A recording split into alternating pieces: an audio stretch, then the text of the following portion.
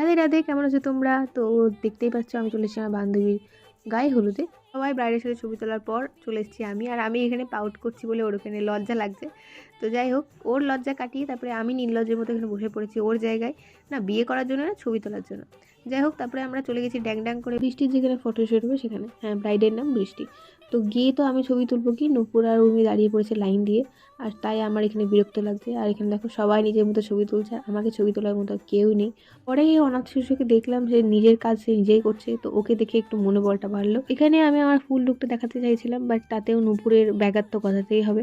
আমার দল ভারী করে সবাই আমাকেই বলছে মেয়েটার কোনো ছবি নেই, সবাইকে ছবি তুলে দাও। আমার ছবি খারাপ তুলে দেওয়ার পর নূপুর আমাকে এখানে হামি খাচ্ছে। তারপরে ভাবলাম রাতে তো ছবি তুলতে হবে, সেই জন্য আমরা যাচ্ছি খেতে এনার্জি আসার জন্য। তারপরে আমার ফ্যান্সটা চলে এসেছিলো, সেই জন্য আমাকে মাথায় ঘোমটা দিতে হয়েছে, কিন্তু উর্মি হয়েছে বিয়ে করার স্বাদ, সেই জন্য মাথায় ঘোমটা দেওয়ার চেষ্টা করছে। উটের উপরে চেপে মরুভূমির রাস্তা পার করে চলে এসেছিলাম এই রাজবাড়িতে। শুনলাম নাকি খাওয়া দাওয়ার ব্যবস্থা আছে, তো আমি এই উটগুলোকে খাইয়ে নিই। তোমরা ভিডিওটা লাইক শেয়ার অ্যান্ড সাবস্ক্রাইব করে রেখো, কারণ এর পরের পার্টি কি হচ্ছে তাহলে দেখতে হবে।